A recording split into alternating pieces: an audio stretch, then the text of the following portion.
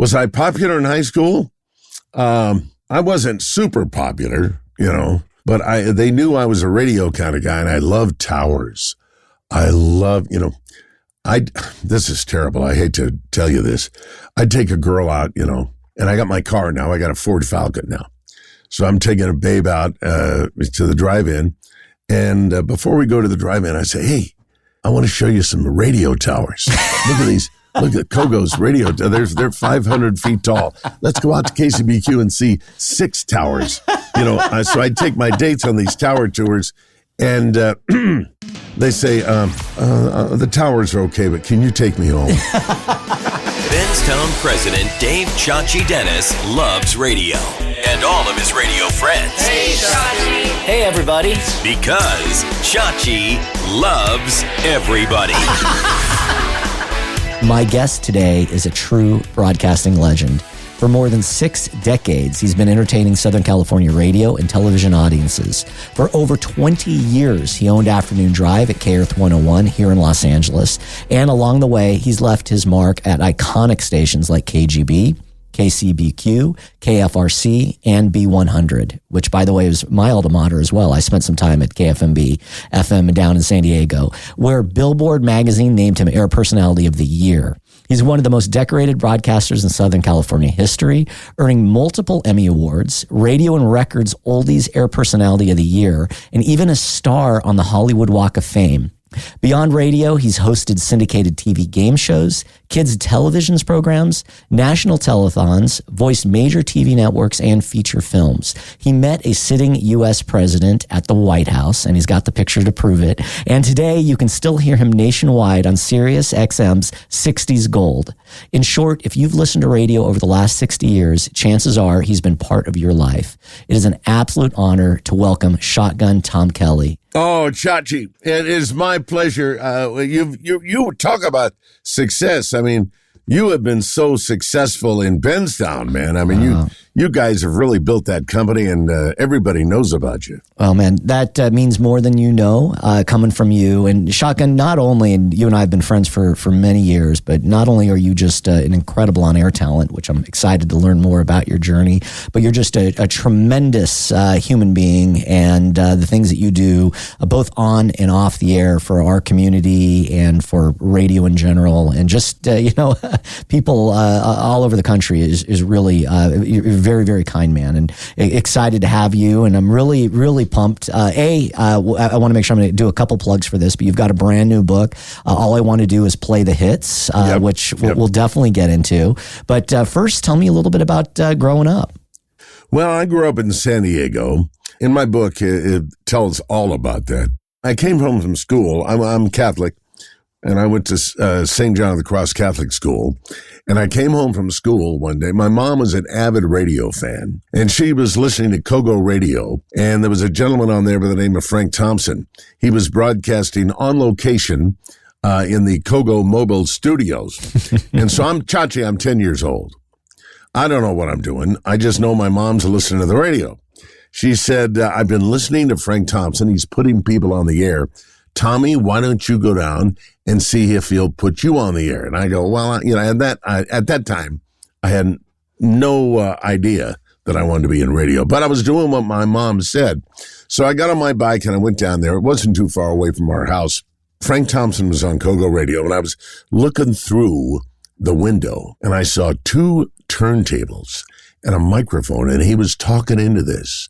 And, well, you understand where I'm talking about. I think any radio guy, the first time they saw a radio personality with those 2 turntables and that microphone, they were hypnotized. I was hypnotized. So anyway, Frank's on the air. He says, well, this is Frank Thompson on KOGO. We have a young man looking through the KOGO mobile studio. Come in here, young man. What is your name? My name's Tom. What school do you go to? Well, I go to St. John of the Cross Catholic School. Well, Tom, here's 4 tickets to see the LA T-Birds when they come to Westgate Park. And I thought he handed me $1 million. Well, Chachi, I go home, and my mom, I just heard you, Tom, on the radio. So I was fascinated. So I actually went into my bedroom. We had a couple of record players. I threw together what I thought was going to be a radio station. And I had extension speakers out in the yard and at my friend's house across the street. And I was on the air through the wires, not really on the radio, but that's how it all began right there. I love it. And you just fell in love immediately. And it sounds like being your mom was such a fan of radio, she probably embraced the idea of you going and following a radio career, which she did. That's fantastic. Now, I also know that trains are dear to you, and you had a relative that was a train engineer. Is that correct? My dad.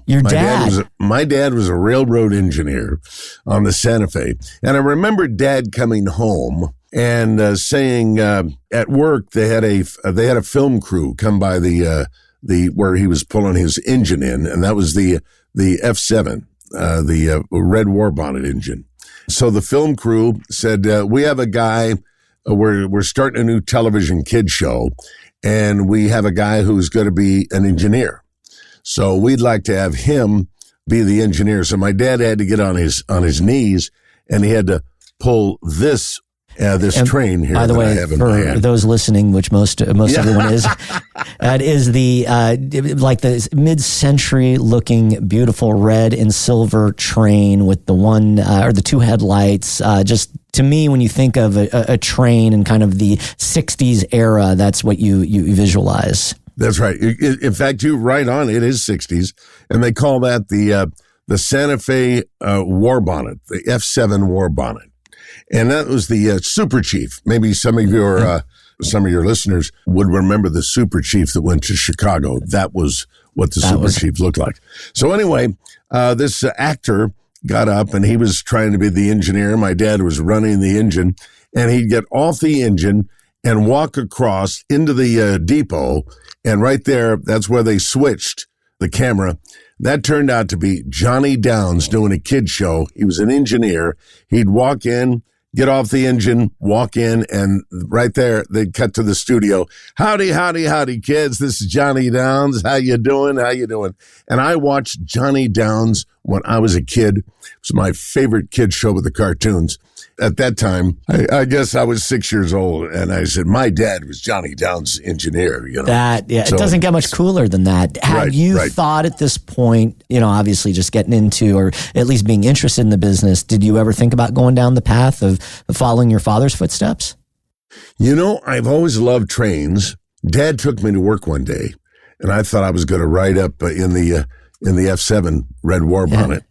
And Dad gave me the bad news, because he couldn't take a kid up there. He says, son, I'm sorry, you have to ride back with the passengers. So we rode from San Diego to Union Station in Los Angeles, and then went across street to Alvera Street. But I do remember that. And I always wanted to ride up in that cab. Sure. And they don't allow people in the cab ever. So now that I'm on SiriusXM, I'm talking about the Sacramento Railroad Museum. And they've got my dad's train, the one that he used to run, the 347C, on display. Now, I'm talking about this beautiful museum in Sacramento, and I'm urging my listeners who are listening to me, if you're ever in Sacramento, stop by and see this. This is absolutely terrific. And so the people from the museum said, we've had so many people listening to you on SiriusXM, Channel 73, 60s Gold, and they said they heard you talking about it. Is there anything we can do for you? I said, well, I'd always wanted to climb up there and sit where Dad sat. And they said, is that all you want to do? And I said, well, that'd be great. He said, we'll do one thing more for you. We'll pull it out of the museum. We can't put diesel fuel in it because we got to bring it back in. And you can ride it for 14 miles as we push it with another engine. And I got to do that. In fact, Johnny Kay was my director and producer, and he put it together. We even hired a drone pilot, and you can see that on YouTube. Shotgun Tom rides his dad's train. Can you please send me that link, and we'll include it in the show notes? I love that. Sure. Also include, for those of you who do not know, Shotgun has one of the most remarkable model train, is it HO gauge? HO, yes. Layouts I've ever seen. And there's a beautiful video that I believe Johnny also shot of your entire layout. He did, it's phenomenal. Johnny does all my stuff because he's so professional. And I love that you actually eventually did get to sit in your father's engineering seat. That's a tremendous story. And you get to ride along with me. And how cool is that? It's a very short video. It only goes for about max 6-7 minutes. I'm sure it was emotional. That had to have been. Well, at the end, it was. It really was. Tell me about your first internship at KDEO. Well, I was Frank Thompson gave me the disease, the radio disease. I wouldn't call it a disease, but the radio urge. So I used to hang out at Radio KDEO, a Telus and Hearn station. As a matter of fact, Johnny K worked for a Telus and Hearn station in San Bernardino, KFXM. Anyway, I got to hang out there at Radio KDEO with guys like Ray Willis and George Manning and a few of those guys that were on the air. And so anyway, I was hanging around, and Jim Price, the program director, he came in the studio, and Chachi, I really thought he was going to throw me out. This kid was hanging around. You know how they, you can't be in the studio, get up. He didn't do that. Or a shotgun. You don't get to sit up in the top of the train, and you can't go in the studio. Well, I was wrong. Chachi, I was wrong because he had me come out of the studio and go into his office. And of course, right there, you go into a program director's office and he closed the door. He's going to have a talk with you. But he closed the door and he said, "How old are you?" I said, "Well, I'm 13. At that time, I was 13. And he said, "I'd like to get a teenager's opinion of a record that I'm going to add. If I add this record, I'm going to be the first station in the United States to add this." Now, KHJ didn't want to add it for some reason or another because they thought it was too of a folk group or something like that. So Jim Price, Sonny Jim Price, the program director at KDO, he thought this group was terrific, but he wanted my opinion, a teenager. So he put it on, and I listened to it, and he said, "Well, what'd you think?" I said, "Well, Mr. Price," and I wanted to be really good, positive, "Mr. Price, I think it's a terrific record. I love it." And Chachi, do you know what the name of the record was? What? California Dreamin' by the Mamas and the Papas. No, are you serious? I'm very serious. So you were instrumental in breaking California Dreamin'. Yeah. Oh, yeah, he was the first station to go on it. Isn't that wild? That is wild. And guess what? Now, to answer your question, he said, "I want you to work for the station. I want you to be an intern, and I want you to help out at the remotes and a news department, rip the news for the guy on the air." And so you asked about my internship. That's how I got my internship. How cool. Did you immediately run home? Your mom must have been thrilled to have heard that news. She was. Absolutely. She was absolutely thrilled. I was thrilled. Are you kidding? So you get your first on-air job not even a year later with XEGM. It's a rock station. And as you know, we're talking about San Diego. And so a lot of stations in San Diego, still to this day, are in Mexico. Z90s like that, 91X, right. Magic. But the signals it's right. I mean, San Diego, Tijuana are right, literally right. On border towns. Yeah. So this is a transmitter in Mexico, but obviously broadcasting into the U.S. That's right, 95. And I remember the ID they had to have at the hour, Radio 95. That's Radio 95. And I was 15 at the time. And so I had my little Honda motorcycle. Chuck Johnson was the program director and the guy who ran the thing. We actually recorded our shows at a place in Logan Heights. So I love being there because that's where I really got to have this love for R&B. I remember Garnet Mims and the Enchanters and Cry Baby was one of the songs, and Function at the Junction. Couple of those things, which are songs that I play today on SiriusXM 73. But I got to play those, and it was a real. We had a Sony reel-to-reel tape recorder and one turntable, and so it was a sparse station. But that's how I was in high school at the time, and so I used to record in the afternoon and go listen to myself at night at home. Do you remember cracking the mic for the first time? Yeah, that was it. That was the place. And I was horrible. I just was horrible. As a matter of fact, I have air checks that I don't even want you to hear. I was the worst. What was Shotgun Tom's 15-year-old voice? You have such a phenomenal just tonality, and I've always loved your voice. I mean, it's so distinct, and I think just about anyone that's heard you once could recognize you. Yeah. But was your voice developed at that point, or was it much more of a... I guess it was because, when we get into the biz, you admire certain people and you try to imitate them. So evidently I was trying to... Frank Thompson had a great voice. So I was trying to, imitate him. And Ray Willis, too, over at KDEO. He had a great voice, too. So I was hanging around great voices, and maybe I was trying to pick up what they were laying down. Oh, it was horrible. I mean, Tom, my real name is Tom Irwin, by the way. Tom Irwin at Rock 95. I was a real puker, I guess we were all pukers at one time, But I was just horrible, Well, you must have been doing something right, because a year after that, you're hired to do weekends at KPRI. Yes. And then they eventually make you full-time. Yes. Now, that's another one of my contacts over at KDEO. George Manning was the weekend guy, but he was the program director at KPRI FM. Now, remember, Chachi, back in those days, AM was king. FM was a background music idea. So anyway, this little station called KPRI, Capri by the Sea, they played middle-of-the-road music, Frank Sinatra, Tony Bennett. I got the job in 1966, and the big group was Sergio Mendes and the Brazil 66. And so I was hired to do Sunday mornings. Now, Chachi, nobody wants to do Sunday mornings.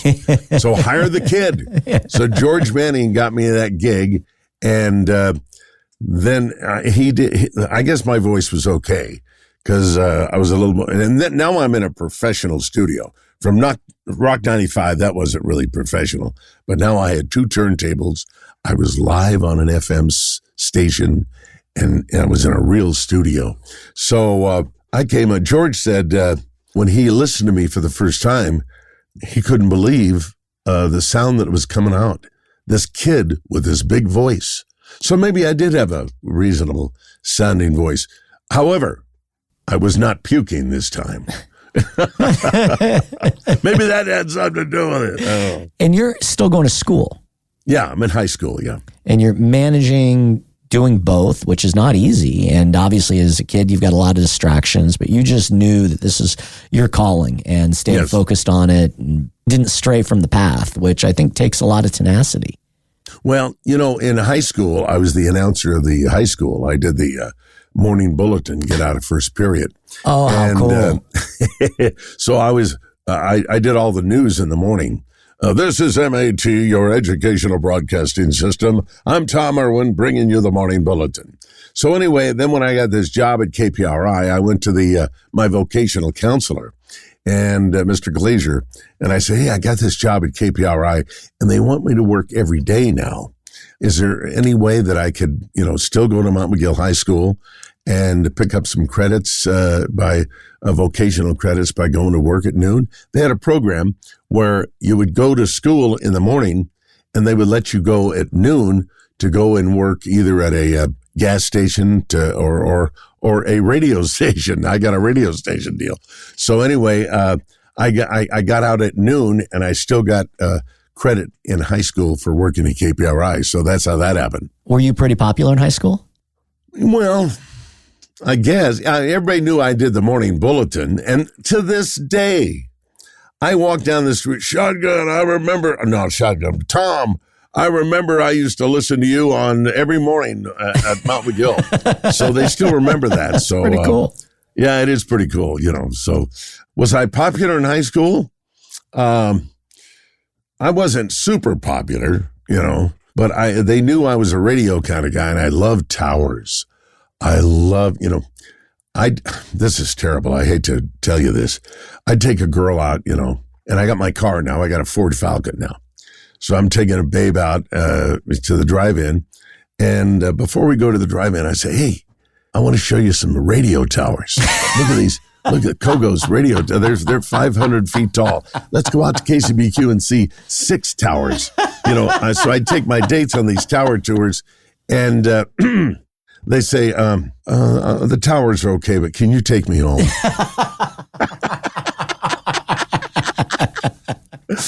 The girls didn't want to see towers. That is amazing. Yeah. I love radio towers. To this day, I love radio towers. They had, in San Diego, they had Navy towers that were 600 fefeet tall. They were put up in the 20s, and they imploded them now, but they were up there for years. And those are the Cholos Navy towers. And they still have a little model on the Navy place. The Navy still owns the place. God, but there's no towers there. I can't believe the girls did not find that compelling, man. Yeah, I couldn't. I failed to realize that they didn't like towers. I was a very polite guy. I was trying to be polite. As you mentioned, the AM stations at this time are really the big flamethrowers. That's where you want to be. And you need a license to be able to be an engineer and operate aboard an AM station from the FCC at that point. That's right. So you go to the Ogden Radio Operational Engineering School in Huntington Beach. Yes, I did. But before that, let me just backtrack just a little bit, and then I'll get back to Ogden's. Sure. I don't know about you, Chachi, but when I was a kid, I didn't like the speaker extensions. So a friend of mine, Wes Owen, said, hey, I've got a for $5. I got a 25 watt AM transmitter that I'll sell you with the power supply in it. 25 watts. That's highly illegal. Yeah. And so I had a little radio station that actually was on the radio. I even had a little trade out from a Mexican restaurant because I would, do commercials for them. And our request line was a phone booth, and so people would, DX and find my station. And I made the tapes. I was still hanging out over at KDO, and I made the tapes professionally. And so we'd play the tape on my station, and then we'd get in the car and see how far the station got out. So you were operating a little pirate radio station from your garage. Yeah. From my bedroom. But then I didn't realize AM doesn't need to be high on a hill. But still, what did I know, as a kid? So a friend of mine, Rick Mariotti, he was high on a hill. So we moved the transmitter to his house. And I remember I was in study hall at Mount McGill High School, and I was listening. We were on a Mexican frequency. It was Clear Channel. It was 840. And it was the United States wasn't using that. So it was a great frequency to be on. So 84, 840 on AM. So I remember I was in study hall. And by the way, we never went on in the daytime. If you have an illegal station, you never want to go on in the daytime because that's when the FCC is out there monitoring. Okay. And so my buddy Rick, he wasn't an announcer. He just put a tape on. And I'm listening in study hall and I hear, music on 840. And that's not supposed to be. But he was running a tape of me playing Stevie Wonder on your pirate station. Fingertips, man. And I'm going, oh no. So anyway, this is the middle of the day. So I get home and I got a call from Rick. He says, the FCC's been here and my dad is really uptight. And the FCC guy said to my dad, your son, and I wasn't there. I was in the study hall. Your son, Rick, has committed a federal crime of being on the air illegally, which is punishable by a 5-year imprisonment or 10 years in jail and a big fine. Like is it a felony? Well, it's the Communication Act of 1934 is punishable with that kind of thing. I don't know if it's a felony or not, but it's definitely illegal. So anyway, they had a hearing. And so they let us both off. And they said, listen, if you're going to do this right, get yourself a license. So that's when I got my third-class FCC license. And then George Manning got me the job at KPRI. Now, so wait, hold on. Let's back up, though. There was an actual hearing that you had to show up to that the FCC had based on your running this station illegally. No, I didn't have it. No, they had a hearing. Oh, they had a hearing. Okay. And they let us off. I understood. Okay. So they slapped your hand and said, yes. Don't. Okay. Okay, but at this point, you're like, hey, a life of crime is not the right path for me, so you went to Ogden's. That's right. Well, my mom and dad were just so proud of me. Other kids would be out stealing stuff out of stores and stuff like that. And their wonderful little son, Tom, had a good hobby. He had a radio station. But what they didn't realize is their lovable little son, Tom, was not committing local crime. He was committing federal crime. Anyway, you want to go back to Ogden's now? Let's go back to Ogden's. Okay. I'm sorry I digressed. No, thank you. I appreciate all the context. But anyway, yeah, I wanted to be on a rock and roll AM station. I heard that if you get a first class FCC license, and Johnny K also went to the same school, Ogden's Radio School in Huntington Beach, but a lot of guys went to Ogden's because he was so famous for getting people that first class license. As soon as I got that license, it was tough to get, I got to tell you. There was a lot of studying about math and rules and regulations, and that I didn't want to know anything about. And you had to actually be able to do like a meter reading and so forth, correct? Yes. And you had to do vector additions and stuff like that engineers do. So I just memorized all that stuff, as Johnny K also, because I don't think Johnny or I know which end of the soldering gun gets hot. But anyway, we got our first class license, and I got my first job at KYOS in Merced. And what was that like? You get your first gig, and now you're moving on an AM station. So you're pumped up, but you're moving out of San Diego, which is a beautiful market, and going to Merced. But you're like, hey, wherever I need to go. Right. Going up to Merced is the first time that you're leaving the house and living on your own. You're 18 at this point, 19? 20. I think I'm 20 at that time. Okay. What was that like? It was great. I had a place, the station had a trade out or something. It was in the Motel 6. Living large, man. Yeah, living really large. And they had a little kitchen there and all that stuff. So, but yeah, I was the night jock. I was 6 to midnight on KYOS. And Bob Nutzling was the program director. And Bob and I went to Ogden's together. So when he got out, he got that job and he hired me. And Bob's still a good friend of mine to this day. How fun. And so you've got your first gig, you're out on your own and doing well. And then very quickly you get hired to go down to Oxnard, which is a beautiful place. Oxnard's really nice. And you start doing the night shift on KACY, and you're using the name Bobby McAllister. Why? I am. Why I Bobby? hated that. I hated that name. Well, as soon as I got there, Chachi, they said, hi, Bobby, how are you? I said, well, my name's Tom. Well, if you're going to work here, you're going to be Bobby McAllister. Oh, God. I hated that name. So anyway, Dave Conley was on before me. So anyway, he did afternoon drive. I did nights. And KACY was a great station to be on because Bob Eubanks had worked there. Robert W. Morgan also worked there early on in his career. So it was a great station that bounced you. If you worked at KACY, chances are you were going to be working for a bigger market after that. Great foundation. It was one of those stepping stone stations. Are you at this point now starting to listen to Robert W. Morgan and the Real Don Steele and starting to listen to stations around the country? Oh, always have. I loved Morgan and I was just in love with Steele. That's where I first met Wolfman Jack.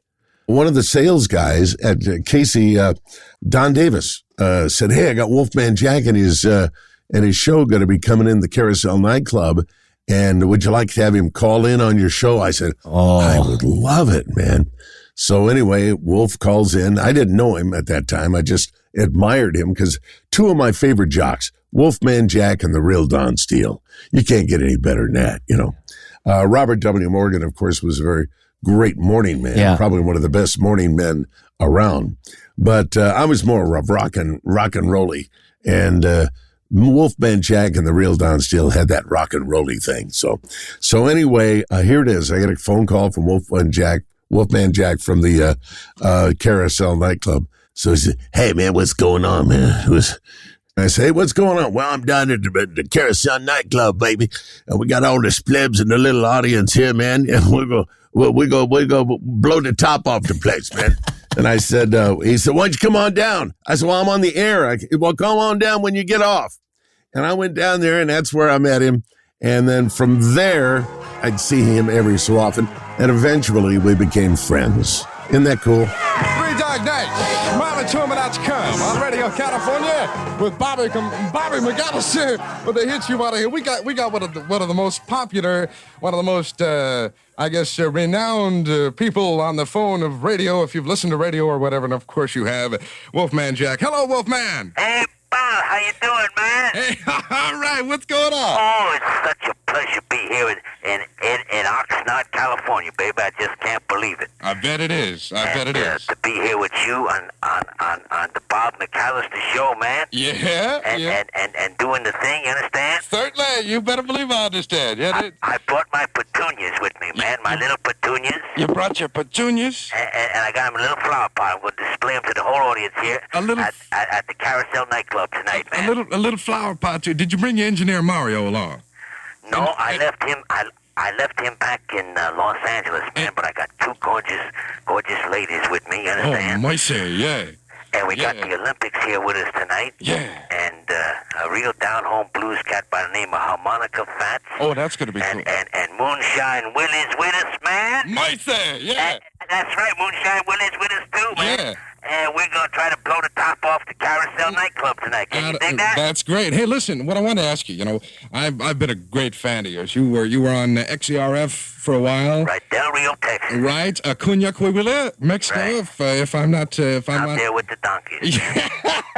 Yeah, well, this must have been, a couple of years ago, I guess. 3 years ago, was it? When you were on man, it was about like 4 years ago. Yeah, you've been on the air about, 10 years now, haven't you? About 15 years. 15 years? Oh, my. 15 years talking over the tubes. Hey, that's great. Yeah. Huh? You know, another thing, you're famous with some of your phone calls, funny phone calls.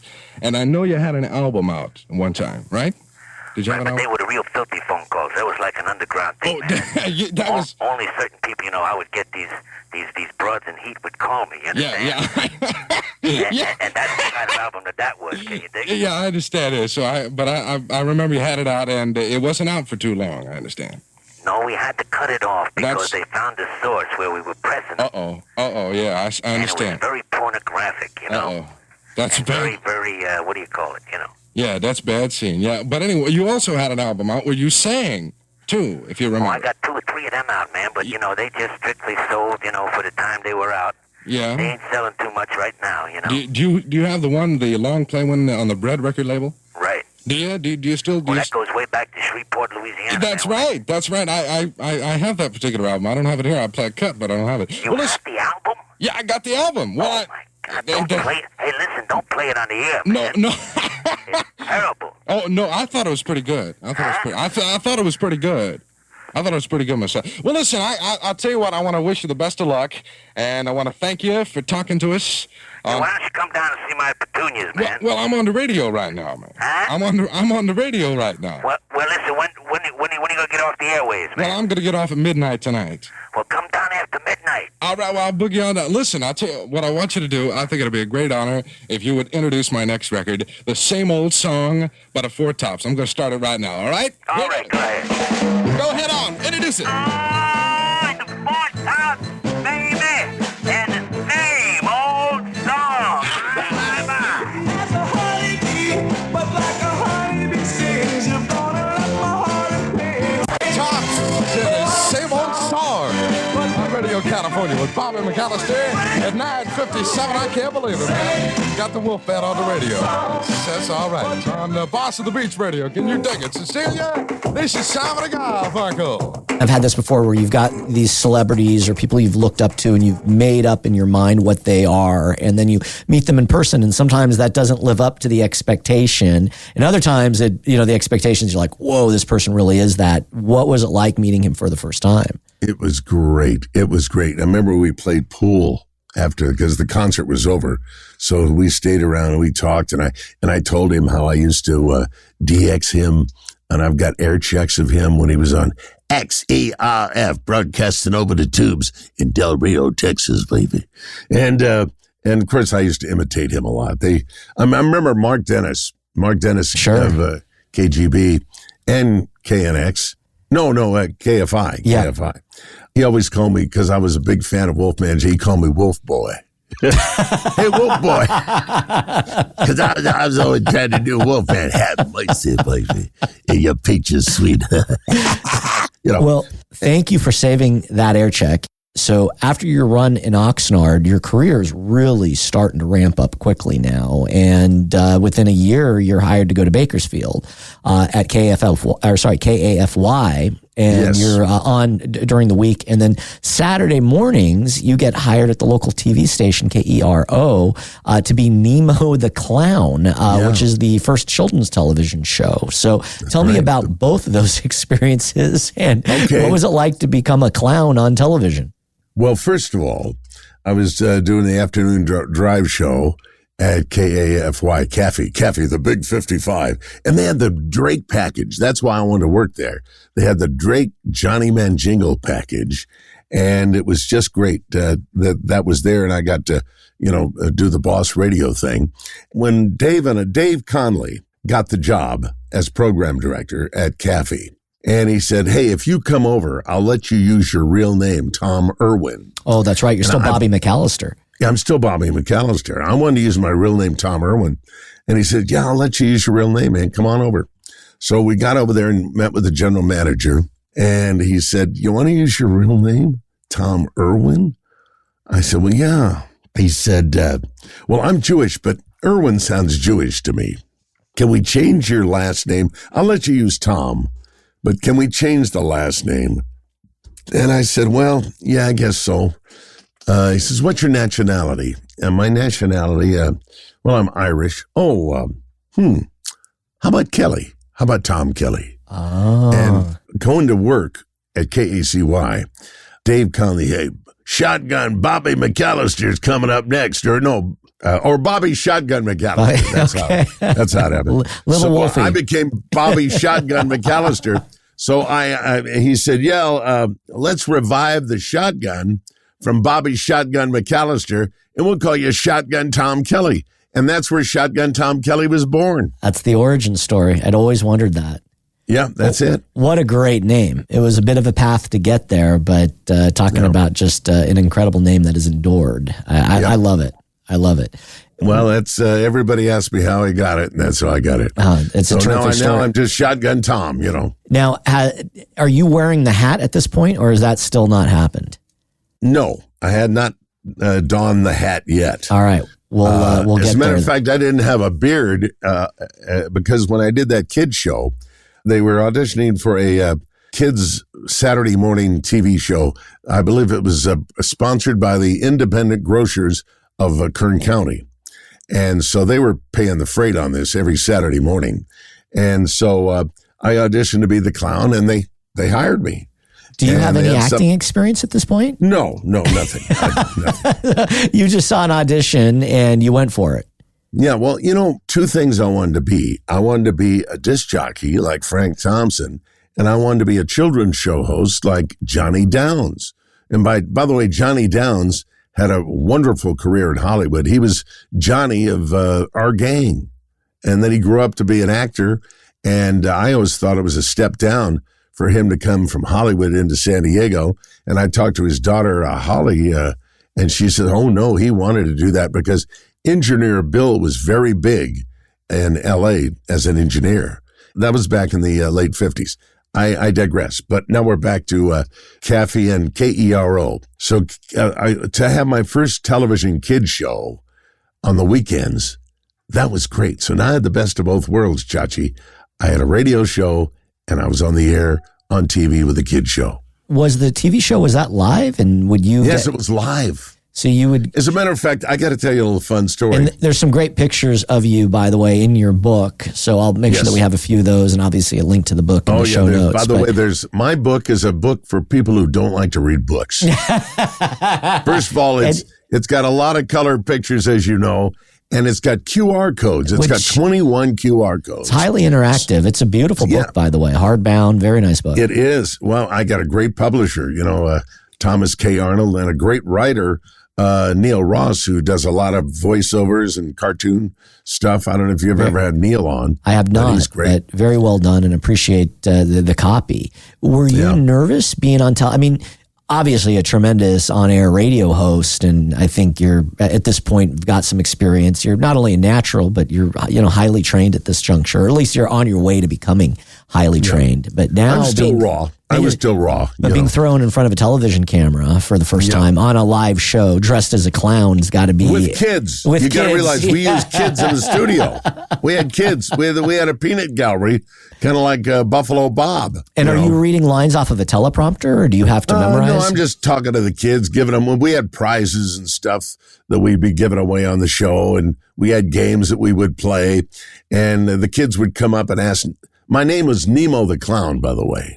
And so they would come up and ask me questions, and I can't remember what the kid said to me, but Ken Levine was working at Kern, the Hollywood scriptwriter. Right. He was very famous. He wrote for MASH, The Simpsons, and all that. We all know Ken Levine. So Ken Levine was being a disc jockey over at Kern, and he was eating his cereal on Saturday morning, watching me on KERO, Channel 23. And he just thought this the most, and to this day, he thinks this is the most funniest thing that he's ever heard. Some kid was asking me a question live on this kid show in Bakersfield. Well, Shotgun, so-and-so did this and so-and-so did that. And I said, well, I know that. Nemo ain't stupid.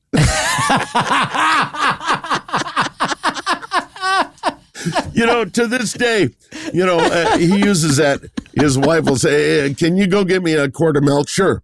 And then he gets back and his wife will say, Ken, did you get that quart of milk? He said, yes, honey, Nemo ain't stupid. He writes so many funny lines. He thought that was hilarious to this day. I'm going to have to borrow that. It's in the book. It's in the book. Yeah. So Nemo and Shotgun get hired by Charlie Van Dyke at KG. Well, yes, Nemo had ended at that time. Okay, because I guess the guy that produced, he wanted, his contract ran out. So now I wasn't Nemo the Clown anymore. So just Shotgun Tom Kelly at this point. Yeah, I was just on Shotgun on Caffey. But I heard there was an opening at 136 Boss Radio KGB. And I wanted to come home, Chachi. San Diego was my hometown. Yeah. Well, who doesn't want to go back to San Diego? Such a beautiful city. Yeah, and you lived there for many years. But I wanted to be a boss jock. I wanted my picture on the Boss 30. I heard there was an opening, so I sent an audition tape to Charlie Van Dyke, who was the program director. And I remember I got a call from him one morning, and I admired Charlie Van Dyke because I used to hear him on KFRC. And of course, this is before he did the TV voiceover stuff, but he had just had that rich, wonderful voice. And I was very familiar with it. And so one morning I got the call, Shotgun? Yes, this is Charlie Van Dyke. I go, hamana. Yeah, I know. So anyway, he says, well, I got your tape. And I thought it was really good, but I thought it was too good. I said, well, too good? He says, yes. In the next couple of weeks, I'm going to come up to Bakersfield and I want to hear you live. Whoa. Yeah. So for the next couple of weeks, you do great shows because you don't know when I'm going to be listening. Oh, so he was going to come up unannounced. Yes. That's nerve-wracking. Because he thought, you know how we are. We if you're a good splicer, you splice all the good sets together. Sure. But how do you really sound on the radio? So he came up. He came up a week later, and I saw him outside the window, and with that little goatee, his. And like looking through the window of the station. And he's so thin. And so there he was. And so he took me out to dinner. He said, well, I've been listening to you. I was in the hotel room listening. He extended his hand, and he said, how bad do you want to come to San Diego and KGB? And I said, Charlie, more than anything in this world. And he extended his hand. He says, welcome to KGB. Oh, man. And so I gave my 2-week notice. I'm off on my way to KGB. Charlie has such class. He met me there with my stationery, my business cards, and he said, now, tomorrow, you're to go over to Cinera. It's a photo studio, and you're going to get your picture taken for the Boss 30. How cool. Now, I still had no beard, because I was Nemo the Clown, So, and in the book, you'll see the picture that was taken, several pictures in the back of the book of me on 136 KGB. Boss Radio, it was great. Amazing. At that point, do you feel like, hey, you've made it? Yes. Even though I was doing 9 to midnight, he had a 3-hour 9 to midnight show. And my friend Big John Carter got the morning show. So he revamped the whole station because, as you know, Buzz Bennett was across the street at KCBQ, and that was a big war going on with between Buzz Bennett, at KCBQ and KGB. And so Mr. Drake didn't think that I was strong enough. I remember Charlie brought me in. He was so sad. He says, well, Shotgun, we've got a transfer for you. I said, what? A transfer? Yes. We're going to transfer you to Kino in Fresno. Now, I just came from Bakersfield, and I'm going to be transferred back to Kino to get more experience because Bill Drake thought I wasn't experienced enough. He wanted to hire K.O. Bailey or Bob Elliott to do my show. So anyway, I was distraught. Now, my wife, Linda, had been working she was doing traffic over at KCBQ, scheduling commercials. And so Peter Huntington May had left KCBQ. And so my wife, Linda, said to Buzz Bennett, hey, Shotgun's going to be on for 2 more weeks on KGB. Why don't you listen to him? And maybe he might be able to be used over here at KCBQ. And so they listened to me. Rich Brother Robin gave me a call and says, hey, we want to see you. So I went over to KGB and met with Buzz Bennett. He goes, oh, how you doing, man? I said, well, I'm doing good. He said, well, we like what we hear over at KGB, man. We'd like you to come on over here. I said, well, I'd love to, because I was about ready to be shipped out to Kino. So this was just perfect.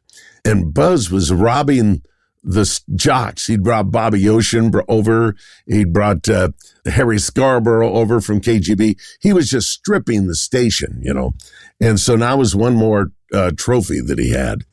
And so I remember Buzz told me this. He goes, we're very positive around here, man. We have no negative vibrations, man. And you got to be positive. So before you work here, I want you to read a book, The Power of Your Subconscious Mind by Dr. Joseph Murphy. And I'm going to start you off by giving you 2 weeks vacation. 2 weeks vacation. He said, but you got to read the book, man. You got to read Murph, man. And so I read that book, and then 2 weeks later, I came back and I was hired, and Buzz was just an amazing guy. And Rich Brother Robin's there too, correct? And Rich Brother Robin did the night show, yeah. What an amazing and he was lineup. Assistant PD. Amazing. What was it like to work for? I mean, you gave us a little taste about Buzz. What was it like to work with Rich Brother Robin? It was great. Buzz was phenomenal. I remember, he'd create these contests. And he always told me, he says, KGB is not going to out contest me, because KGB was giving away the car of your choice sweepstakes. And then Buzz came up with a counter. He gave away a Mercedes-Benz and tied it into the Lord, give me a Mercedes. What's her name? Oh, right. Janis Joplin. Yeah, Janis Joplin. Yes. So he tied it into that song and gave away a classic old Mercedes-Benz, not a new one, an old one. And so any of that kind of countered Charlie Van Dyke's car of your choice sweepstakes. So Charlie wanted to up the ante. I mean, we were having a hell of a battle between the two. So they decided they were going to give away a house. KGB was giving away a house. I remember hearing about this. Yeah.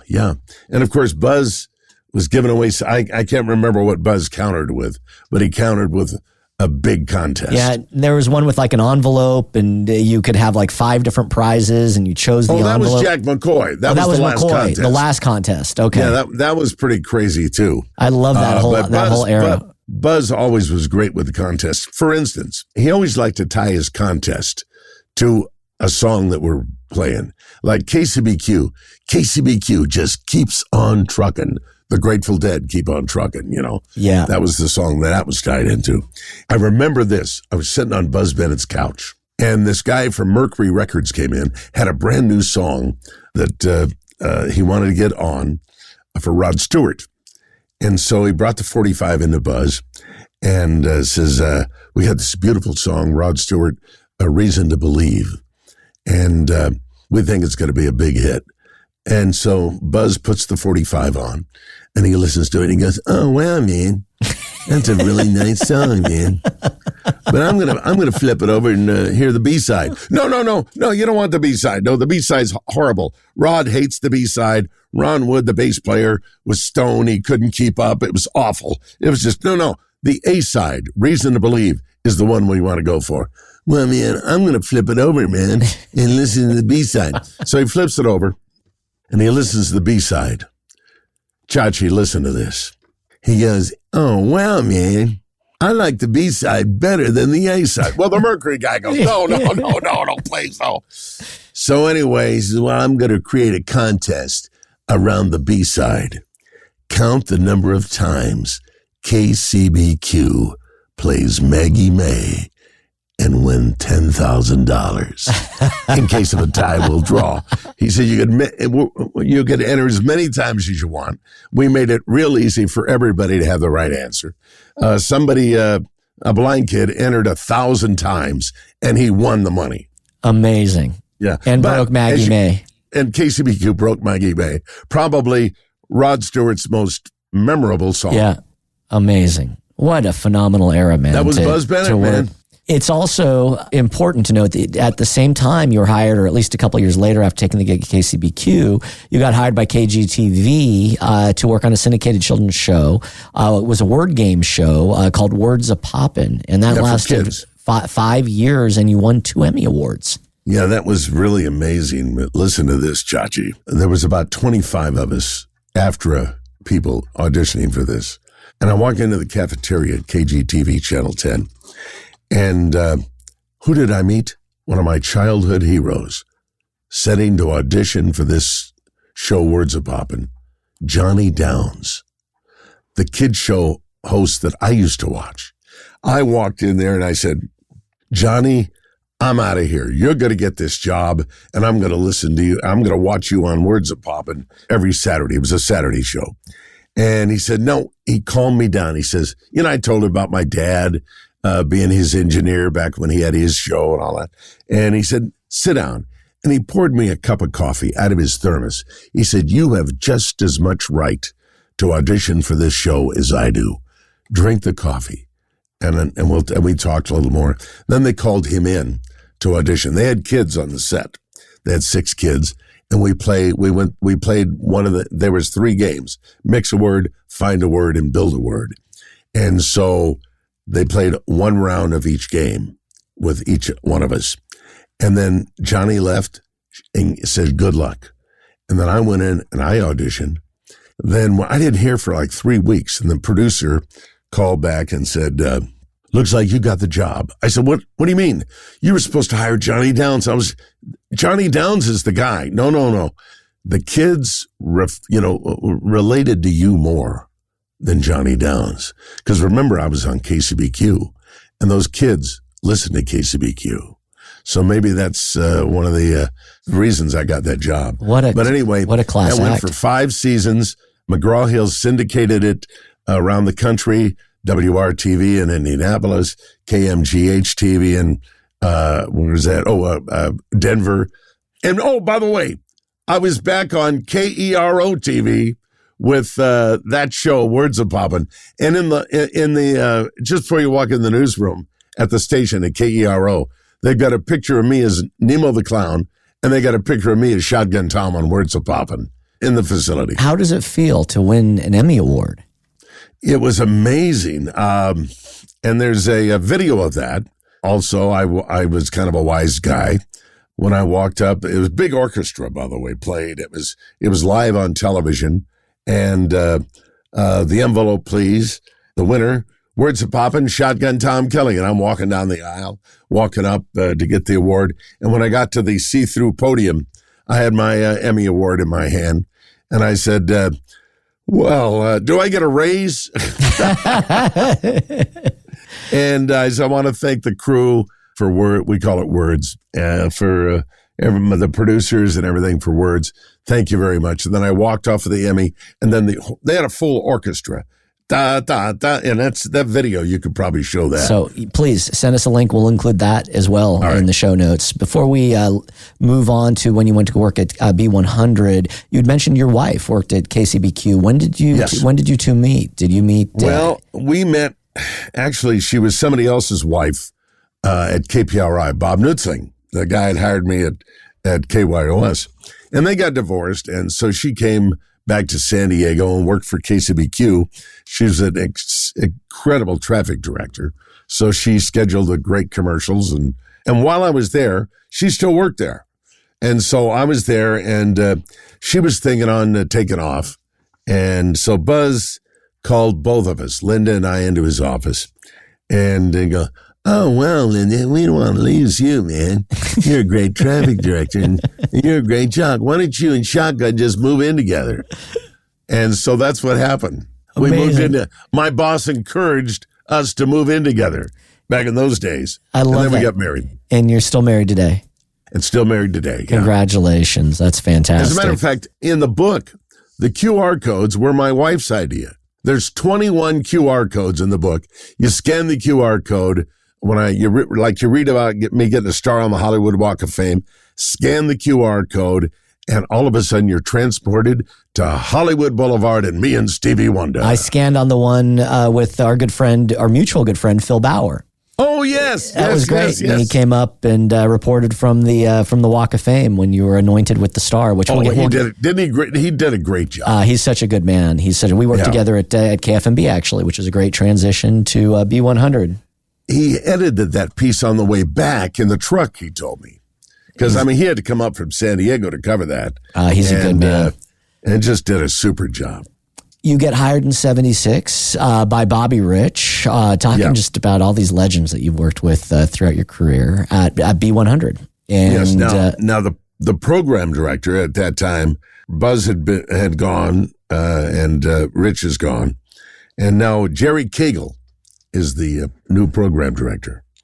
And he was firing people, and stuff like that. And I thought I was going to be fired, but he didn't fire me. He liked me for some reason. So anyway, Bobby Rich called me along with Paul Palmer, the general manager at KFMB, and said, "Hey, how would you like to come over and do mornings? Now, we know you're doing afternoons." But at that time, you got to realize I had Words of Poppin', and I would go out to the schools and do assemblies. So I had a big audio and video presence in San Diego. So anyway, I went over and did the morning show for 4 years at B100, KFM, BFM, Anyway, they gave me a billboard, and that billboard's in the book, B100, cash in the morning, cars, I don't know what it is. I don't know what it said. But I always wanted my own billboard all over San Diego. And it was a spectacular with my hat sticking off the top of it. Yeah, tell me. That's in the book, too. Tell me about the metamorphosis of your hat. Oh, yeah. That started at KCBQ with Buzz Bennett and Rich Brother Robin. We all wanted to be different. Chuck Browning was there at the time, and he wore a little hat with a cross on it. Buzz Bennett was famous for chaps and kind of a leather type thing. And so we all wanted to be different. So I said, well, when I was a kid, my mom and dad used to take me to the Redwoods, and I used to love the park rangers, and they had that block. And so I said, I went down to Christensen's department store where they sold those hats, and I bought myself a hat. That was in 1970, and that's when I started wearing the hat. What an incredible branding. Just really, really smart because you are, 100% known for it. Very much like, Disney was known for Mickey Mouse. I mean, everyone knows you for your hat. And I love it. I think it's just a great piece of branding. We even gave some out a few years ago. Remember at NAB? We had the shotgun hats made. Yeah. Wes over at Enco still wears his regularly. It's really funny. Oh, that's great. No, but that was also an idea of Dan Mason. When I got my star on the Hollywood Walk of Fame, he said, "Hey, I want to do something different." And so he started, we got a cheaper hat. We did but too. what I have on now that I gave to President Ronald Reagan, that's $200 hat. Oh. Well, you're not going You're not going to hand those. Years ago, I remember going up to Mammoth. You and I did not know each other, but we were both hired by Ford to do endorsements for them. Yes. And we went up to drive around their, I think, Explorers and Expeditions. Yes. And their SUV vehicles up in the snow, and they had an obstacle course for us and the whole deal. And they did a highlight video. And I remember you being all throughout that highlight video with your hat and the whole deal. Oh, yeah, That was really cool. Yeah. Well, you know who else was with us, Chachi?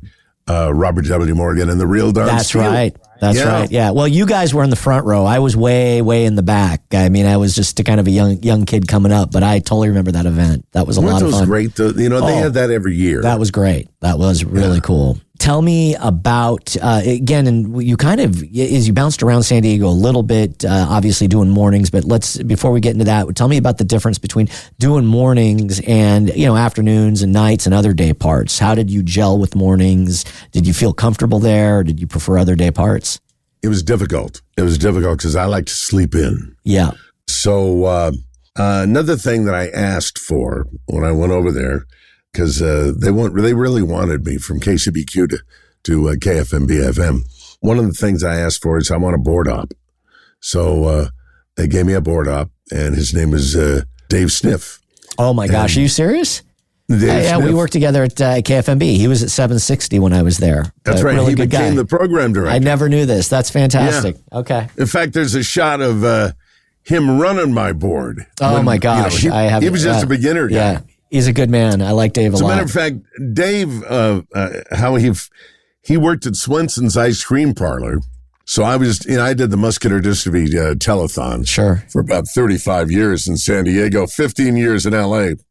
Dave came up to the Punch Bowl, and he had all the tips that he was getting from Swenson's Ice Cream Parlor where he worked.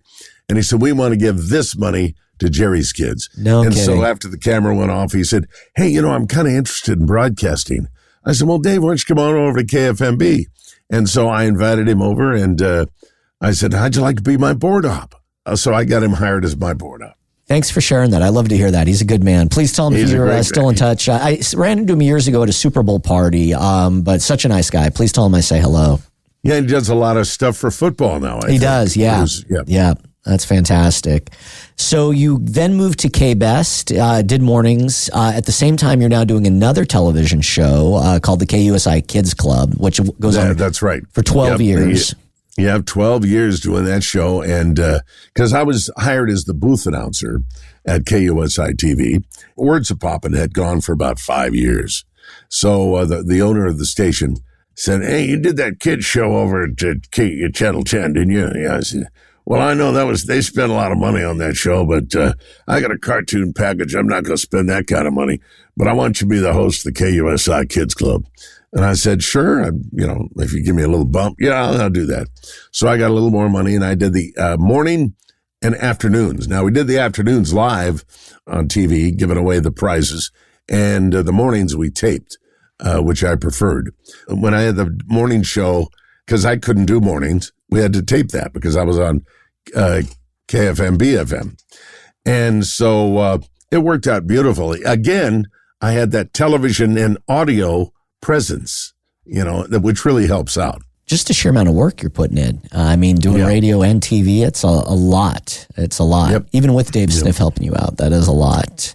Yep. So you go to K-Best. I'm going to kind of go through this part a little bit quickly because you bounce around a little bit. You go to K-Best. You get hired back by Rich Brother Robin to KCBQ. So you go back to KCBQ again. Well, let's get to K-Best. Yeah, remember Rich Brother Robin was program director at K-Best. Okay. And so he wanted to, he had this new format that he wanted to try out. He said, let's go back over to KCBQ. It was modern oldies. We went over to KCBQ and he did that. Actually, he was really ahead of his time because, we'd be playing the more modern hits, Sure. So we did that for a little while and it didn't work. It was so new, I guess it didn't work out that well. Rich left again. And then I was asked to leave. But then I went back over to do a weekend oldie show at K-Best. And again, I'm looking for another kid to run my board. And I find this kid walking around the station. He looked really like he was excited about doing stuff. I said, how would you like to run my Saturday night show? And he said, yeah, I'll do that. And his name was Tommy Sablon. Oh my gosh, man! All the people that you have been worked with and been part of their careers is very impressive. Love I know how to Tommy. pick him. You do. I know how to pick him. I know a good guy when I see him. You do. And of course, Tommy really did a great job. We had a lot of fun on my show. And then, of course, later on, he met this team, Jeff and Jerry. He was still at the station where I did the weekend show. But these guys, Jeff and Jerry, came in, and he started producing them. And, of course, I think they also realized what a talented guy that kid was. I owe a lot of my career to Tommy. When I first got hired, he obviously was producing for Jeff and Jer, and it taught me so much. I actually got to interview him a few years ago on this podcast, and what a tremendous talent. And obviously, our hearts go out to him and the whole Jeff and Jer show, Graham. I know, geez. Recent passing of Jer. It was just a remarkable talent and human being. Yeah, I saw him at the morning show boot camp. That's right, last year in San Diego. And Jared came up to my little table and he said, I want to buy one of your books, Shotgun. So he bought one of my books. I remember that. How cool is that? So you go back to KFMB and you're working on a night show called Tom's Jukebox, which was Shotgun Tom's Jukebox. Yeah. Yep. And from the Corvette Diner. Where was the Corvette Diner? It was in Hillcrest.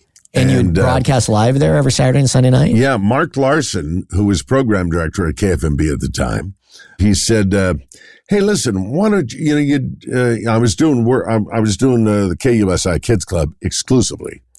So I had a lot of time. But I wanted to do this weekend oldies show again. He said, you did that weekend oldies show at KBest. Why don't you come over to KFMB and do the show, a weekend oldies show, with us? I said, okay. So it was a great opportunity. And then this place called the Corvette Diner. By the way, my show was called Shotgun Tom's Jukebox every Saturday and Sunday night. So anyway, he asked me to come on back and do the show, and I did. And then I saw this place go up in Hillcrest, a 50s and 60s type diner. It was called the Corvette Diner. They had a Corvette right there in the middle of the place. And I went in and talked to the owner, and I said, hey, David Cohn is his name. I said, Mr. Cohn, I do an oldie show every weekend on KFMB AM, and this would be a perfect place to do the show. And he said, I think that's a great idea. So he took out a couple of tables, actually built a studio with double glass. And I did that every Saturday and Sunday night for 7 years, Chachi. That's also in the book. And if you do the QR code, you see me doing the Corvette Diner. I love it. All right. I need to click on that QR code. Amazing. So you go to Kogo to do middays. Yes. And during this time, you get invited by Ronald Reagan to the White House. Well, that was kind of after the Kogo thing. I'm working at KFMB now, still doing that show. And the KUSI Kids Club. And so anyway, Duncan Hunter, my congressman, wanted me to be the MC for the presidents. Mark Larson and I got out there and we were the co-MCs when the president came to town. And so I was so thrilled about that. So wait, let me back up. For when the president came to San Diego? When he came to San Diego. Okay. Yeah, President Reagan came to San Diego. Got it. And Mark and I shared the MC job. And what is that? I mean, I know obviously what an MC is, but like when he gets off the Air Force One, or what are you MCing specifically? Like an event? We're introducing the people that are there. Charlton Heston. I see. Wayne Newton was there with his orchestra, and some cheerleaders, some high schools. We're just filling the time. Got it. Okay. We're waiting for the president to arrive. Okay. Do you have to get vetted by Secret Service and the whole thing? I suppose. I don't recall doing that. But now I'm excited because I'm going to get to introduce the President of the United States. Well, the White House staff guy comes over and says, Mr. Kelly, Mr. Larson, thank you very kindly. We both appreciate what you've all done, but we'd like you to stand over there behind the red rope. So anyway, I had to stand behind the red rope with the chief of police, Bill Colliner. And I said, Billy, you got to get us backstage. Do you see who's getting out of the car with Reagan? Frank Sinatra. Wow. I wanted to meet Frank Sinatra. So anyway, Duncan Hunter's on the dais, and he's motioning me like this. Well, first of all, I turned to Bill, and I said, Bill, get us back there. He says, oh, shit, I got no dearth. He had a lisp. I got no jurisdiction around here, man. You see that guy with his hand in a purse? I said, yeah, he's got his hand on a Uzi, and he'll shoot and ask questions later. So he said, I can't do anything. So anyway, Duncan comes down and says, Shotgun, why don't you get it back up here? And I said, well, I can't.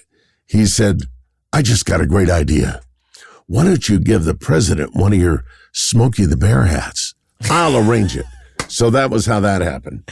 And then, 3 or 4 months later, I get a call from Duncan Hunter's office. So at the event, you get one of your hats. You had an extra one there that you give to the president. Did you get to give it to him directly or indirectly through one of his people? I couldn't because they shoot us away. I see. So, but he did get it. Someone got it to him. I got it to him. Oh, you got it to him. Yeah, because Duncan, and this is in the book, Mark Larson always wants to make sure this is in the book. So anyway, now Duncan has arranged for me to give the hat to the president. I get to Washington, D.C., go up to the Cannon building where his congressional office is.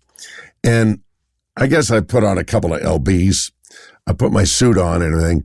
And I dropped something on the floor inside his office.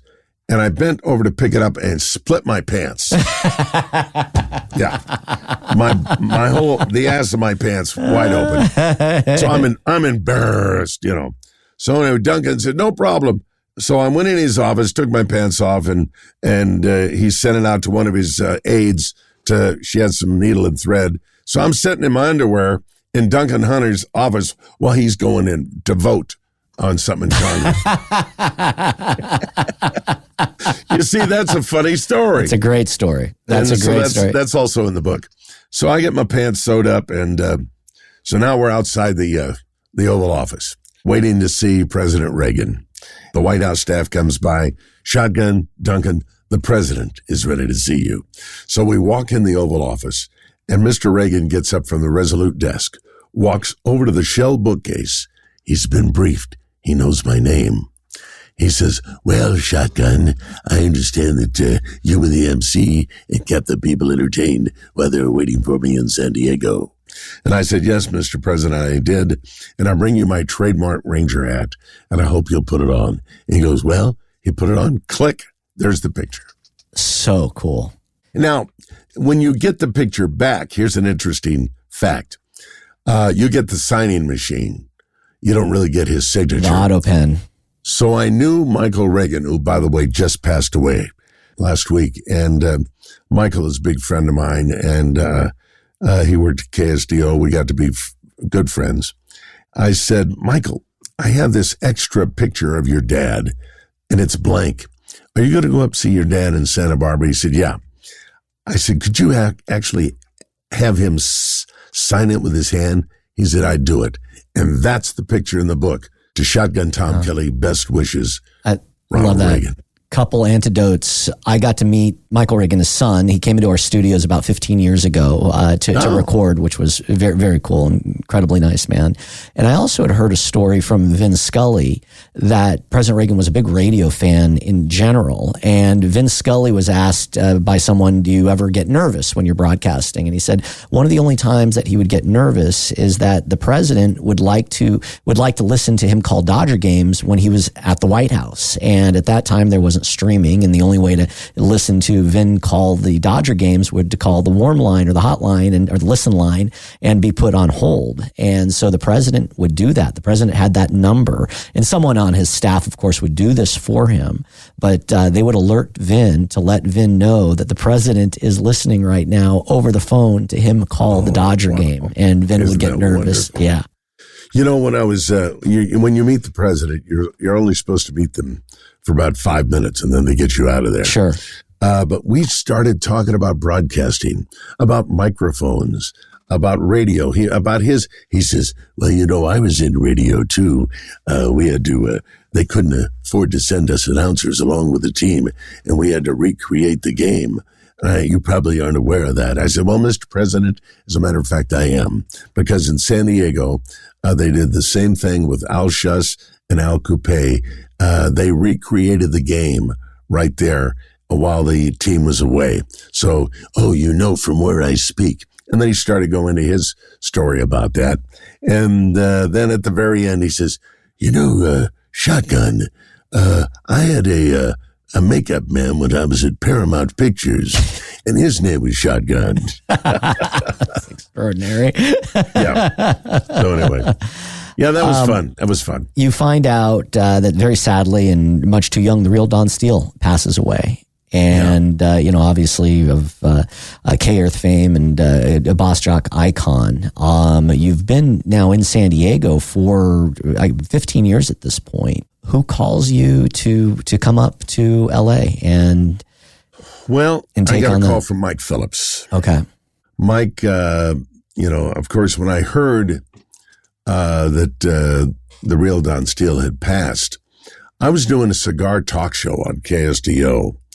And they knew I was into cigars. And so they said, hey, we'd like you to do a show every Sunday at the Club Fumar in Trophies. Remember Trophies? Sure.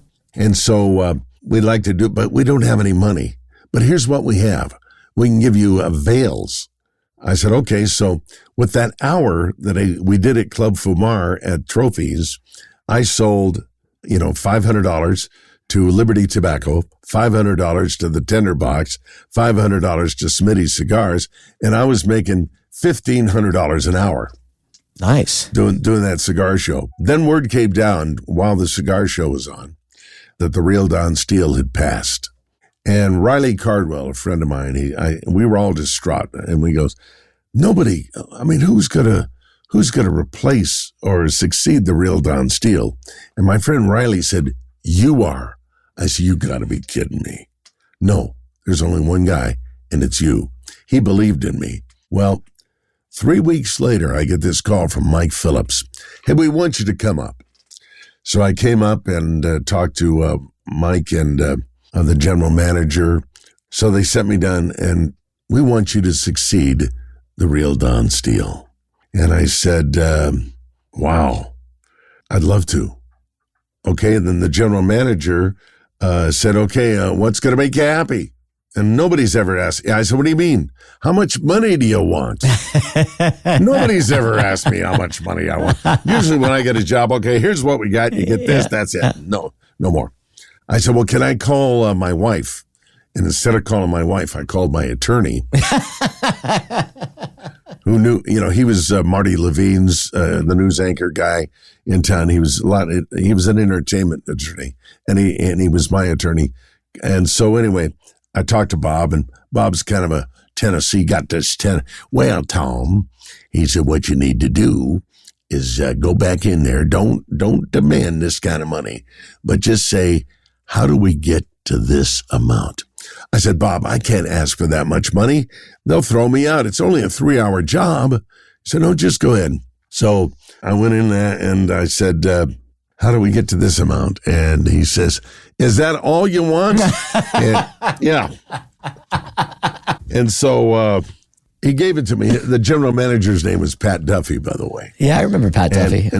And so I got that money, and it was unbelievable. And of course, I got bumps every 3 years, and I was making the most money I've ever made in radio.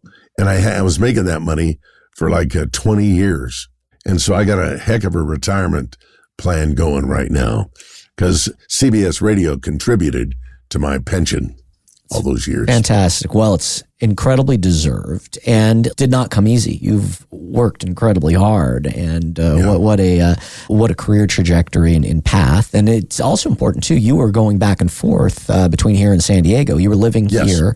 I think I seem to recall this when I met you. We were living at Park La Brea, weren't you? For a while? Yeah, Park La Brea. Yeah, that's what I was told to move into. Yeah, and then obviously going back down to San Diego on the weekends and seeing your family. And the success you have at K-Earth. And let's back up for just a second here and just kind of, if you don't mind, unpack succeeding the real Don Steele, who certainly was, one of the biggest legends of all time in this industry. Was that, what was that experience like cracking the microphone for the first time? Well, I was scared to death, Chachi. I really was. And of course, they wanted me to sign on with Shotgun by Junior Walker and the All-Stars. So I signed on with that, and it was just tremendous. I mean, the chief engineer, Lynn Duke, came in and couldn't believe what he heard coming over the radio. Because remember, I was a big fan of the Real Don Steele. Sure. So I guess I sounded similar to him. What do you think? I had the high energy I thing think that he did. For sure. I mean, I think you guys had a similar essence for sure. Yeah, right. I wasn't copying him. Yeah, no. I mean, you've got a unique delivery and style. Right. But yeah, no doubt. I think you guys are of similar ilk. You're both legends. I had the sound effects that I did in San Diego for so many years. Sure. You better believe it, baby. It's awesome, man. All these things that I stand out of trouble in your automobile, baby. But you better believe it, baby. That's mine. Did you? You're making the most money of your life, and they're paying you well. Did you go out and do anything fun to celebrate or buy something that to commemorate the moment? Well, my wife is pretty frugal. No, we just kind of threw money in the bank. That's great. And we paid our house off. We were able to do that. But the rest of the money, I have one regret. I should have bought some real estate in L.A. That would have been great. But working at K-Earth, which, by the way, was great at the end there. K-Earth was at Fairfax and Venice at first. Right. But then we moved over to the Paramount lot. Yeah. And then from the Paramount lot, we moved to where they are now. Miracle Mile. Which is super convenient. So, but as you know, Chachi, I get to walk to work from Park La Brea to Wilshire, and that was a wonderful. For sure. Great area, close to the Grove and close to Farmers Market. No, it's a beautiful area. Yep. What a fun place to live, and just if you're going to be in LA, what a way to do it. Well, but you mentioned the Grove. When that was first going up, I didn't know what they were building. It looked just a lot of brick going up. And so I remember I was on the air and I said, hey, there's a big brick wall going up on 3rd Avenue. That's all I said. I don't know what it is, but I'll keep you posted. So, and evidently, Rick Caruso, who's the owner of the Grove, he ran for mayor, of course, in Los Angeles. So anyway, he heard me. He listened to my show, and he told one of his people, he says, call Shotgun Tom. I heard he said there's a big ugly wall going up. I want him to put on a little hat, and we're not done. But I want to show him what we're building here. And so my son Nick and I went over and we went through with the foreman, and he showed what was going on. I didn't say a big ugly wall, but I said a big wall's going up. And from that point on, Rick Caruso invites me to his lighting of the Christmas tree and his private party in his office every year. Johnny Kay and I have done that many years. Oh, I love that. Thank you. I did not know that story. And let's thank you. Great segue into Johnny. Johnny, you're at K-Earth now for, I guess, about 10 years before Johnny came in as program director?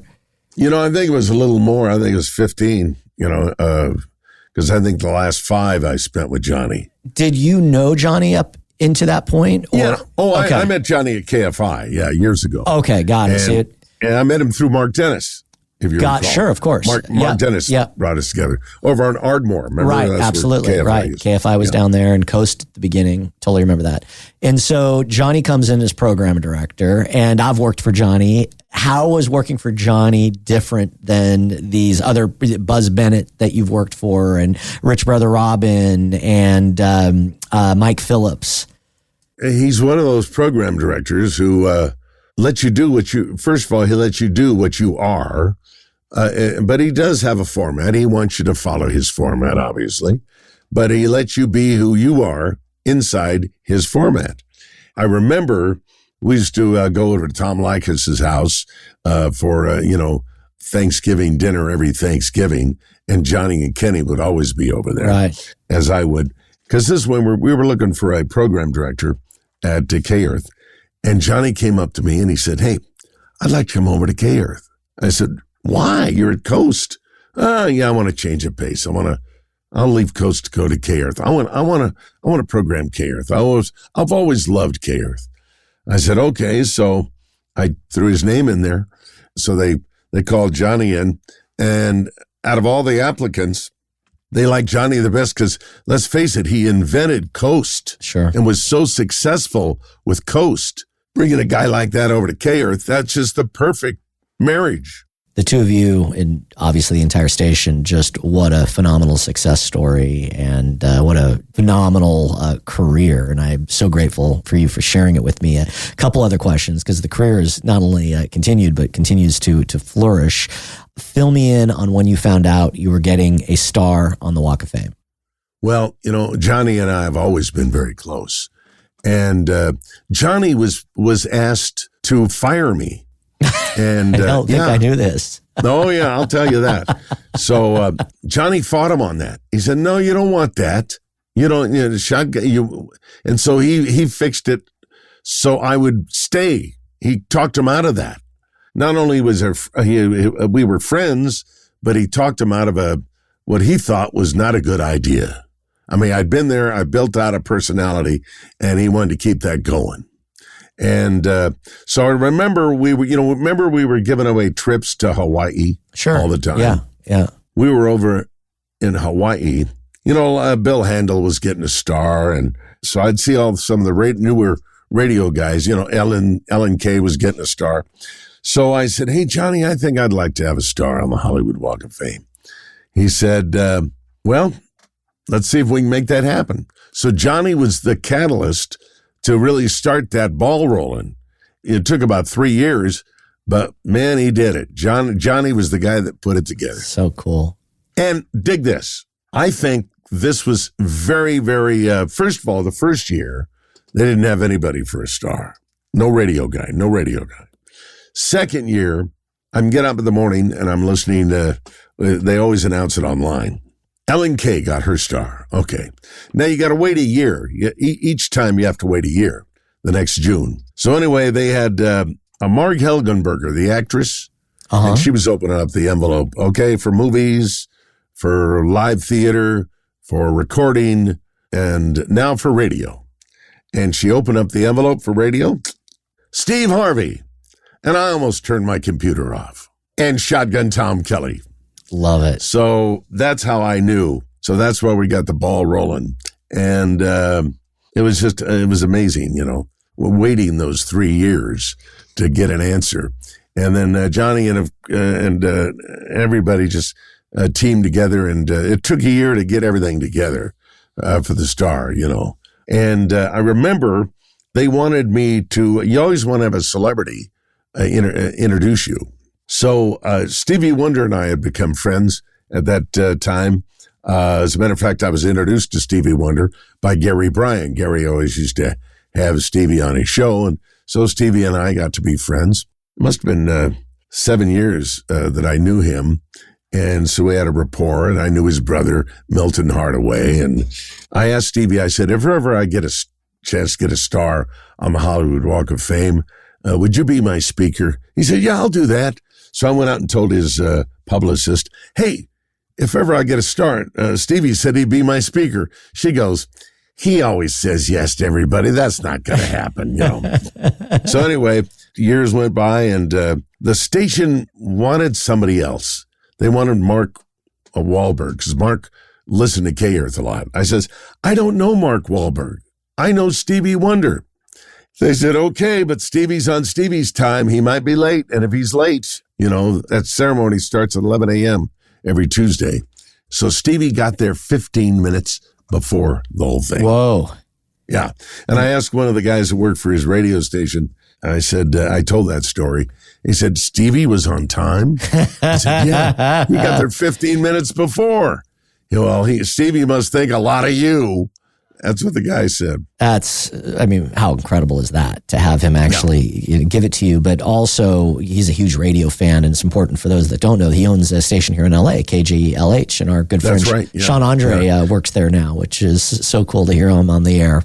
Well, Steve Harvey got a star about the same time I did, and I thought maybe Stevie would go to Steve's star because he was on his radio station, but That never happened. Stevie chose my star to go to be the speaker. I thought that was pretty cool. That is really cool. Yeah. And you know what? Let me hand it to Johnny K again. Johnny really wanted me to get the star. You know, Johnny's very close to, at that time, he was very close to Dick Clark and his wife. Sure, Carrie. And so he had Dick Clark write a letter to the Hollywood Walk of, when he was alive, write a letter to the Hollywood Walk of Fame committee. And I have that letter framed. I think that really put me over the top. What do you think, Chachi? That's pretty good. The only thing that had been more impressive is he'd written that letter after he'd passed away, Tom. Oh, yeah, no, it was before. Like that, yeah. No, but I'll always remember that. Dick was such a classy human being. I was fortunate to be able to shoot a few of the Coast commercials with him when Johnny directed those. And yeah, he was great, man. What an awesome guy. And it was really fun to watch him work. He was so incredibly efficient. You know, there was never a down minute. Smooth, yeah. Two other quick questions. You're now on SiriusXM's 60 Gold channel. Right. What is it like being on satellite versus radio? Well, you know, it's wonderful. I get to do my, I have a studio. We're in my studio right here now. Sounds fantastic, by the way. Here's my, look at that. That's the microphone that I use. 60 Gold mic flag. For the 60, right there. So I do my show from here, and it's great working from home. I love that. So doing that, and of course, Lou Simon is just so great. Please tell him I say hello. I'm a big Lou Simon fan. We work together at Clear Channel. Our program director, Brian D. Nicola, is just sharp. When somebody calls, I read a lot of email requests because I don't have a phone. I mean, only twice a year do I have a phone in there that I do my show live, and that's New Year's and Valentine's Day. They put a phone system in here, and I'm able to go live. But for the most time, I'm tracking. Okay. And I make it sound live. And when I get these emails, like I got some right here ready to go on the air, people requesting songs, I go to Brian D. Nicola, our program director. Somebody wants to hear this song, and he goes and gets it, and I got it right away in the library. Read one of the requests for me. I want to hear one of these. Okay, let me see. What's this guy? Okay, this is Alan Muller. He said, I would like to wish my Aunt Cindy a happy birthday. Her daughter, Chelsea, happy birthday also. January 15th is their birthday. We live in Fullerton, California. And if you could give us a shout out and play a happy birthday song, we really would appreciate it. So I could either play the Beatles or the Pixies 3 and Birthday Party. I think I'm going to play Pixies 3, the Birthday Party. It's a fine choice. This one right here. We'll be listening. Tell me, I know sobriety is very important to you, and you've actually helped some friends that mutual people we know. And tell me a bit about that, and why you decided to become sober. Well, in the book, I wasn't going to put this in the book, but my publisher said you got to put it all in the book. I mean, everything. Wolfman Jack is in the book, and I'll tell you what, you asked the question, why did I get sober? Why did I stop doing drugs? I love pot. I was snorting cocaine. It was very popular in those days.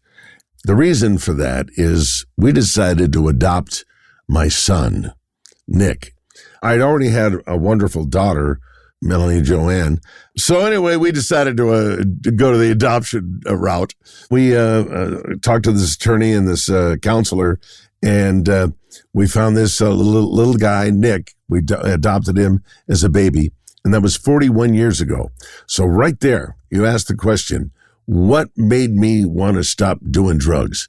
My son. If I'm going to bring a new life into my family, I better be responsible and not be a goof off and do that stuff.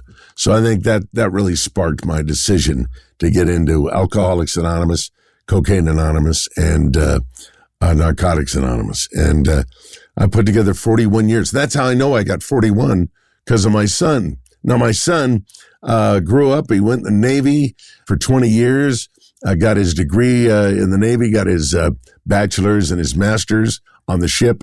He not graduated, but retired. And then he decided to go back to Chapman University for 2.5 years, and he now has his PhD, and he's a professor at Chapman University. To this day, my daughter's a registered nurse, works in labor and delivery at the same hospital where she was born, working with the same doctor who delivered her. Oh, congratulations. I've gotten to meet both of them. Met your son at Pageant of the Masters, and I met your daughter at the Hollywood production. It's where they were honoring Johnny a few years ago. I was at your table. Production Media Professionals, yes. Yeah, you've got a beautiful family, and obviously, congratulations, man, on all your success, what you've done for this industry and for listeners. Your final bonus question: what is your advice for young radio people that are wondering about their future?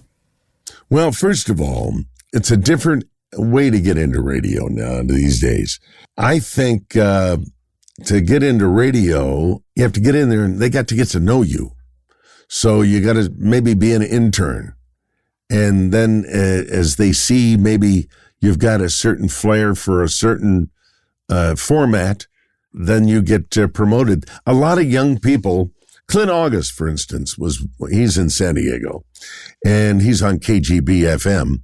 And he started as just a beginner, an intern, I guess. And then now he's the afternoon drive guy on KGB, and he's doing a terrific job. I've always saluted him for what he had done in starting small and now becoming afternoon drive on KGB. Our paths were actually very similar. You started as an intern. I started answering phones. I think that's still a very much a viable path, and just showing up every day. And look at you, man, Benztown. What an enormous organization. Look, you've gone way beyond that. The book is called All I Want to Do Is Play the Hits, Shotgun Tom Kelly with Neil Ross. That's right. And it's available on Amazon, by the way, in hardcover or paperback. But I got to tell you, the hardcover is beautiful. The pictures are vivid, and it's a really well-built book. And I know it's a little high price, but there's color pictures in there.